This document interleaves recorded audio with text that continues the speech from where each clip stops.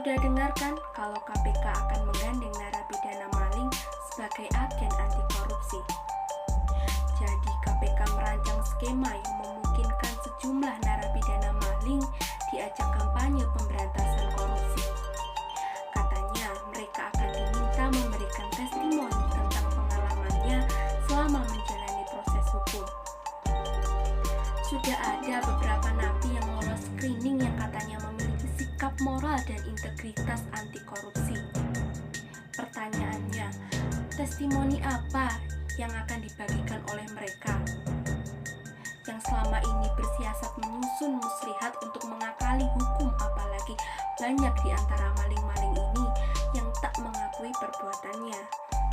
Memasang wajah melas mengiba pada hakim, memohon dibebaskan dari segala tuduhan, dan meski sudah mendekam di bui, tak sedikit yang mempermainkan hukum dengan pola tingkah yang bikin kita marah.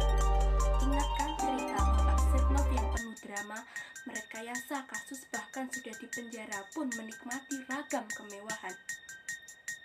Jangan-jangan kita disuruh belajar dari mereka bagaimana caranya menilep uang rakyat dengan segala macam tips and triknya, atau belajar mendapatkan korting hukuman di pengadilan. Ini sulit diterima akal sehat, namun puluhan pegawai KPK saja disingkirkan melalui tes wawasan kebangsaan yang ajaib. Ini kok maling malah diajak kolaborasi. Nama-nama pegawai KPK yang dikasih sembarang label merah itu dicap tidak bisa dibina, sementara sudah jelas pelaku mengkhianati publik, menggarong uang negara, malah dikasih kesempatan memulihkan nama baiknya. Pelibatan maling seperti ini lagi-lagi berangkat dari kepercayaan bila korupsi selalu tentang budi, akhlak, dan tabiat individu, sehingga bisa diatasi melalui cerita dan petuah maling yang konon akan menyentuh hati, berharap terketuk setiap nurani yang mendengarnya. Ini membengkalaikan persoalan yang lebih besar, perkara sistem yang harus dibenahi, sehingga mereka yang punya niatan pun akan berpikir beribu-ribu kali. Ya, kampanye anti korupsi itu penting, tapi bagaimana dengan sistem hukum dan penegakannya? Kita lihat saja betapa maha pengampunnya perlakuan pada maling, bahkan seakan diberi karpet merah. Mereka diberi dengan sanksi, panggung pembelaan, diberikan kesempatan demi kesempatan. Alih-alih digandeng untuk diajak kerjasama, kenapa tidak membuat maling-maling itu jerah? Tapi sudah di penjara pun masih ada yang terjerat lagi kasus korupsi.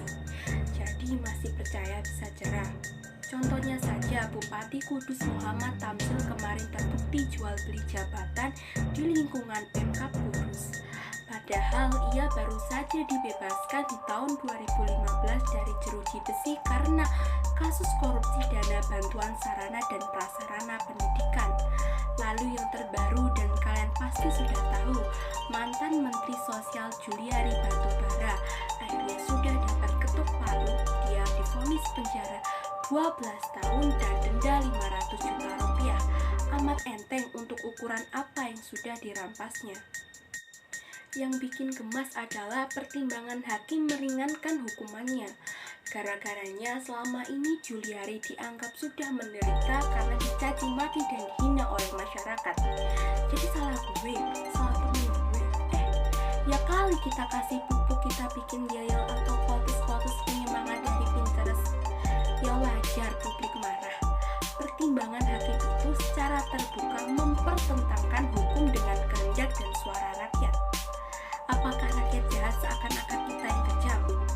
Sama seperti sebutan penyintas korupsi yang disematkan KPK kepada para napi korupsi. Penyintas ini di Kamus Besar Bahasa Indonesia berarti korban atau orang yang mampu bertahan hidup.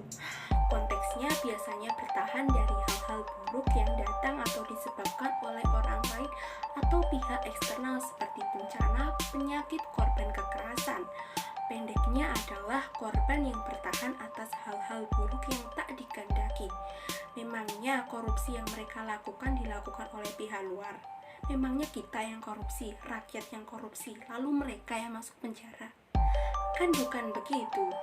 Mereka yang korupsi, niat dan kehendak sendiri, lalu kita yang tertimpa bencana. Karena uang kita semua, uang untuk pendidikan, kesehatan, kesejahteraan malah dimaling oleh mereka. Korban siapa coba? Perlindungan korban sangat penting. Jelas hukum dan negara mesti berpihak pada korban. Ada pertanyaan rumah.